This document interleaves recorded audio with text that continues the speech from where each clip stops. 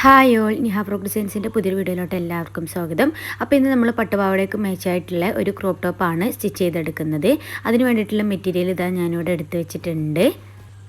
ആദ്യം നമുക്ക് front piece cut ചെയ്തിട്ടെടുക്കാം. അപ്പോൾ ഇതാ കോട്ടൺ ലൈനിങ്ങിനെ രണ്ടാക്കി ഫോൾഡ് ചെയ്ത് വെച്ചിട്ടുണ്ട്. ഇനി നമുക്ക് മുകൾ ഭാഗത്തായിട്ട് ക്ലോത്തിനെ ഒന്ന് ലെവലാക്കാൻ വേണ്ടിയിട്ട് ഒരു സ്ട്രെയിറ്റ് ലൈനും കൂടി കൊടുക്കണം. അതിനുശേഷമാണ് നമ്മൾ മാർക്കിങ്ങൊക്കെ അടയാളപ്പെടുത്തി കൊടുക്കുന്നത്. ഷോൾഡർ വന്നിട്ട് ഞാനിവിടെ 5 ഇഞ്ചിൽ അടയാളപ്പെടുത്തി കൊടുത്തു. നെക്കിൻ്റെ വിഡ്ത്തായിട്ട് കൊടുക്കുന്നത് 2 ഇഞ്ചാണ്. ഇനി താഴേക്ക് നമുക്ക് നെക്കിൻ്റെ ലെങ്ത്ത് മാർക്ക് ചെയ്ത് കൊടുക്കാം. അപ്പോൾ നെക്കിൻ്റെ ലെങ്ത്ത് വരുന്നത് 3 ഇഞ്ചിലാണ് മാർക്ക് ചെയ്ത് കൊടുത്തിട്ടുള്ളത്. അതിനെ നമുക്കൊരു ബോക്സ് ഷേപ്പിലാക്കിയതിന് ശേഷം അതിനെ റൗണ്ട് ചെയ്തിട്ടെടുക്കണം കേട്ടോ. പിന്നെ നമുക്കിത് ആം ഹോൾ വന്നിട്ട് 5 ഇഞ്ചിൽ തന്നെ നമ്മൾ മാർക്ക് ചെയ്ത് കൊടുക്കുകയാണ്. ചെസ്റ്റ് കറക്റ്റ് നമുക്ക് വേണ്ടത് 5.5 ഇഞ്ചാണ്. അപ്പോൾ ആദ്യം തന്നെ അത് മാർക്ക് ചെയ്ത് കൊടുത്തു. അതിനുശേഷം സീം എലവൻസും കൂടിയും ചേർത്തതിന് ശേഷം അതും കൂടി ഒന്ന് ടിക്കിട്ട് കൊടുത്തിട്ടുണ്ട്. ഇതാ ഇവിടെ നിന്നും താഴോട്ടേക്ക് 1/2 ഇഞ്ച് മാർക്ക് ചെയ്ത് കൊടുത്തതിന് ശേഷം നമുക്ക് ആം ഹോൾ കർവ് ചെയ്തിട്ടെടുക്കാം. എന്നിട്ട് ആ ഒരു 1/2 ഇഞ്ചിലേക്ക് നമ്മൾ ഈ ആം ഹോളിൻ്റെ കർവിനെ ഒന്ന് വരച്ചു കൊടുക്കുക. അതിനുശേഷം നമ്മൾ ഷോൾഡർ സ്ലോപ്പ് ആക്കി കൊടുക്കുക. പിന്നെ ഇതാ ടോട്ടലായിട്ട് ഇതിൻ്റെ ലെങ്ത്ത് വരുന്നത് 14 ഇഞ്ചാണ് കേട്ടോ. അപ്പോൾ 14 ഇഞ്ചിൻ്റെ കൂടെ നമ്മൾ സീം എലവൻസും കൂടി എടുത്തതിന് ശേഷം ഇതാ ഇവിടെ മാർക്ക് ചെയ്ത് കൊടുത്തിട്ടുണ്ട്. ഇനി അവിടെ നമുക്കൊരു സ്ട്രേറ്റ് ലൈൻ കൊടുക്കാം. പിന്നെ ചെറിയ മക്കളായതുകൊണ്ടും പിന്നെ ക്രോപ്പ് ടോപ്പ് ആയതുകൊണ്ട് തന്നെ നമുക്ക് ഷേപ്പ് മാർക്ക് ചെയ്ത് കൊടുക്കാനില്ല. കറക്റ്റായിട്ട് ആ ഒരു ചെസ്റ്റിൻ്റെ ആ ഒരു മാർക്ക് ചെയ്ത് കൊടുത്തില്ലേ, അതൊന്ന് താഴോട്ടേക്ക് സ്ട്രൈറ്റ് ആയിട്ട് തന്നെ നമ്മൾ വരച്ചെടുത്താൽ മാത്രം മതി. ഇനി അടുത്തതായിട്ട് നമ്മുടെ നെക്കിനെ ഒന്ന് റൗണ്ട് ചെയ്ത് വരച്ചു കൊടുക്കാം. റൗണ്ട് നെക്കാണ് നമുക്ക് കസ്റ്റമർ തന്നിട്ടുള്ളത്. ഇനി ഈ വരച്ചെടുത്തിട്ടുള്ള പോർഷനുകളൊക്കെ നമുക്ക് കറക്റ്റായിട്ട് തന്നെ കട്ട് ചെയ്തിട്ടെടുക്കണം. അങ്ങനെ ഫ്രണ്ട് പീസിനെ റെഡിയാക്കി എടുത്തിട്ടുണ്ട്. ഇനി നമുക്ക് ബാക്ക് പോർഷനും കൂടിയും കട്ട് ചെയ്തിട്ടെടുക്കണം. ബാക്ക് പോർഷൻ ചെയ്തെടുക്കാൻ വേണ്ടിയിട്ട് കോട്ടൺ ലൈനിങ്ങിനെ രണ്ടാക്കി ഫോൾഡ് ചെയ്ത് വെച്ചിട്ടുണ്ട്. മുകളിലൊരു സ്ട്രേറ്റ് ലൈൻ കൊടുത്തിട്ടുണ്ട്. പിന്നെ അതാ ഈ ഫോൾഡഡ് സൈഡിൽ നമ്മൾ 3/4 ഇഞ്ച് മാർക്ക് ചെയ്ത് കൊടുക്കണം കേട്ടോ. സിബിനുള്ള പോർഷനാണ് ഇപ്പോൾ നമ്മൾ മാർക്ക് ചെയ്ത് കൊടുക്കുന്നത്. ഇനി നമുക്കതിനൊന്ന് സ്ട്രേറ്റ് ആയിട്ട് വരച്ചു കൊടുക്കാം. ബാക്ക് പീസിൻ്റെ മുകളിലേക്കായിട്ട് ഫ്രണ്ട് പീസ് എടുത്തതിന് ശേഷം ഈ ഒരു ഫോൾഡഡ് സൈഡിൽ നമ്മൾ 3/4 ഇഞ്ച് മാർക്ക് ചെയ്ത് കൊടുത്തില്ലേ സിബിന് വേണ്ടിയിട്ട്, അതിൽ കറക്റ്റായിട്ട് വെച്ച് കൊടുക്കുക. അതിനുശേഷം നമ്മൾ ഈ ഭാഗങ്ങളൊക്കെ ഒന്ന് മാർക്ക് ചെയ്തിട്ട് കറക്റ്റായിട്ട് തന്നെ കട്ട് ചെയ്തിട്ടെടുക്കുക. അപ്പോൾ ബാക്ക് നെക്ക് ആർക്കെങ്കിലും പിന്നെ അത്ര വേണ്ട എന്നുണ്ടെങ്കിൽ ആ ഒരു രീതിക്ക് സെപ്പറേറ്റ് ആക്കിയിട്ട് ചെയ്യുക. ഇപ്പം ഞാൻ ഫ്രണ്ട് പീസിൻ്റെ അതേ രീതിക്ക് തന്നെയാണ് ബാക്ക് പോർഷനും കട്ട് ചെയ്തിട്ടെടുക്കുന്നത്.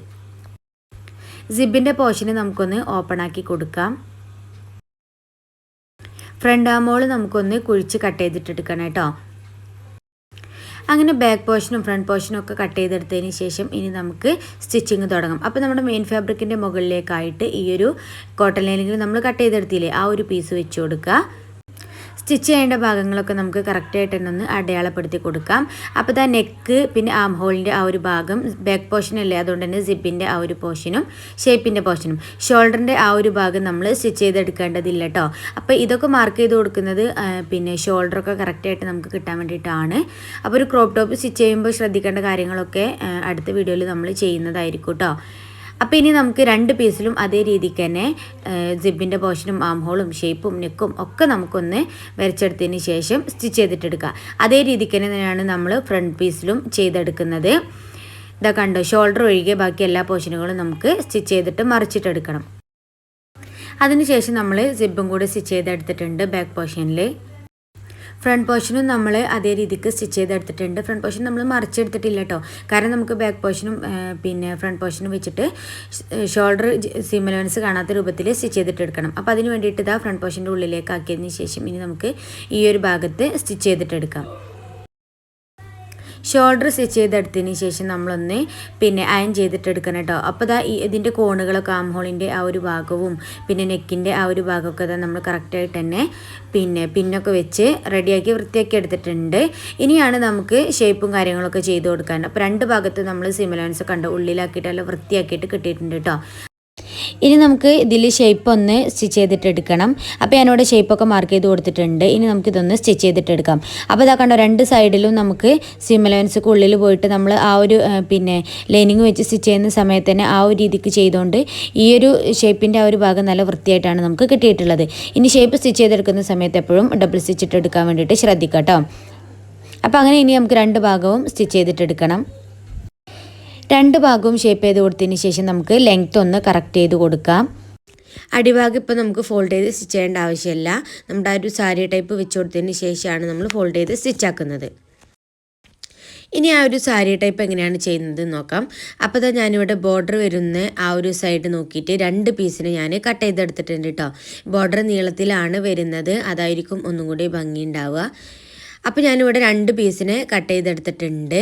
ഇനിയിപ്പോൾ അതിൻ്റെ ലെങ്ത്ത് ഒന്ന് കറക്റ്റാക്കി കൊടുക്കാനുണ്ട്. 39 ഇഞ്ചാണ് നമ്മളോട് കസ്റ്റമർ ആവശ്യപ്പെട്ടിട്ടുണ്ടായിരുന്നത്.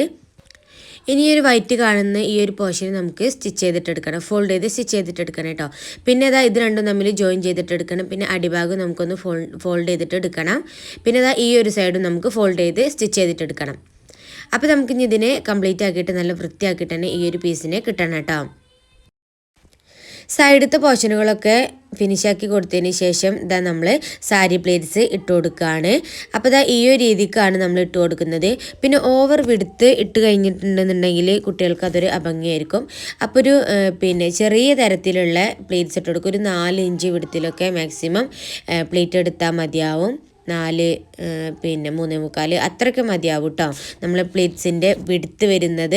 ലെങ്ത്ത് പിന്നെ നമ്മൾ പറഞ്ഞാലും 39 ഇഞ്ചാണ് കസ്റ്റമർ നമുക്ക് പറഞ്ഞു തന്നിട്ടുണ്ടായിരുന്നു. അപ്പോൾ ആ ഒരു രീതിക്ക് ചെയ്യുക. ഇവിടെ നമ്മൾ പ്ലേറ്റ്സ് കറക്റ്റ് ആക്കിയതിന് ശേഷം ഒരു പ്രസ്റ്റിച്ച് കൊടുക്കുകയാണ് കേട്ടോ. നമുക്ക് ആ ഒരു ടോപ്പിൽ വെച്ചിട്ട് സ്റ്റിച്ച് ചെയ്യുന്ന സമയത്ത് നീറ്റാക്കിയിട്ട് തന്നെ കിട്ടാൻ വേണ്ടിയിട്ട് നമ്മൾ ആദ്യം പ്ലേറ്റ്സ് മാത്രം എടുത്തൊരു പ്രസ്റ്റിച്ച് കൊടുക്കുക. ഈ ഒരു രീതിക്ക് നമ്മൾ സ്റ്റിച്ച് ചെയ്തിട്ടെടുക്കുക. പിന്നെ ഈ എൻഡ് ഭാഗത്ത് നമ്മൾ ആ ഒരു കസവ് ഇങ്ങോട്ടേക്കൊന്ന് നീക്കി കൊടുത്തിട്ട് വേണം ചെയ്യാനായിട്ട്. അപ്പോൾ അങ്ങനെ നമ്മൾ പ്ലേറ്റ്സ് സ്റ്റിച്ച് ചെയ്തെടുത്തിട്ടുണ്ട്. ഇനി ഒരു പ്ലേറ്റ്സ് നമുക്ക് കറക്റ്റായിട്ട് തന്നെ പിന്നൊക്കെ ചെയ്ത് ഷോൾഡറിൻ്റെ ആ ഒരു ഭാഗം പിൻ ചെയ്തിട്ട് വേണം നല്ല രീതിക്ക് തന്നെ അയൺ ചെയ്തെടുക്കാൻ. അപ്പോൾ അയൺ ചെയ്തെടുത്തതിന് ശേഷമാണ് നമ്മൾ ടോപ്പിലേക്ക് അറ്റാച്ച് ചെയ്ത് കൊടുക്കുന്നത്. സിമ്പിളായിട്ട് തന്നെ നമുക്ക് അറ്റാച്ച് ചെയ്ത് കൊടുക്കാവുന്നതാണ്. കാരണം നമ്മുടെ ആ ഒരു ടോപ്പിൻ്റെ എൻഡ് ഭാഗം ഒന്ന് കറക്റ്റായിട്ട് സ്റ്റിച്ച് ചെയ്ത് കൊടുത്താൽ മാത്രം മതിയാവും. അങ്ങനെ അതാ ടോപ്പുമായിട്ട് ഇതാ കണ്ടോ ഈ ഒരു രീതിക്ക് സ്റ്റിച്ച് ചെയ്തെടുത്തിട്ടുണ്ട് കേട്ടോ. നല്ല രീതിക്ക് തന്നെ നമ്മൾ അയൺ ചെയ്ത് വൃത്തിയാക്കിയിട്ടുണ്ട്. ഷോൾഡറിൻ്റെ ആ ഒരു ഭാഗത്ത് നമ്മൾ പിന്നെ പിൻ ചെയ്ത് വെച്ചിട്ടുണ്ട് കേട്ടോ.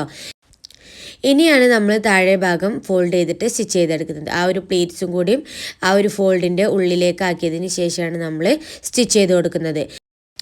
അപ്പോൾ അങ്ങനെ നമ്മൾ ഫോൾഡ് ചെയ്തും കൂടി സ്റ്റിച്ച് ചെയ്ത് നല്ല നീറ്റാക്കിയിട്ട് തന്നെ എടുത്തിട്ടുണ്ട്.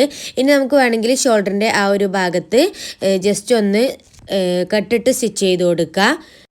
അപ്പോൾ ഇത്രയേ ഉള്ളൂ ഇന്നത്തെ നമ്മുടെ വീഡിയോ ഇഷ്ടമായിട്ടുണ്ടെന്നുണ്ടെങ്കിൽ ഒന്ന് സബ്സ്ക്രൈബ് ചെയ്യുക. പിന്നെ നിങ്ങളെ വിലയിരുത്തലുകളും കമൻറ്റുകളൊക്കെ താഴെ കമൻറ്റ് ബോക്സിൽ അറിയിക്കട്ടോ. എന്തെങ്കിലും ഡൗട്ടോ കാര്യങ്ങളൊക്കെ ഉണ്ടെന്നുണ്ടെങ്കിൽ കമൻറ്റ് ബോക്സിൽ അറിയിക്കുക. അപ്പോൾ ഇൻഷാ അല്ലാഹ് ഇനി അടുത്ത വീഡിയോ ആയിട്ട് വീണ്ടും വരാം.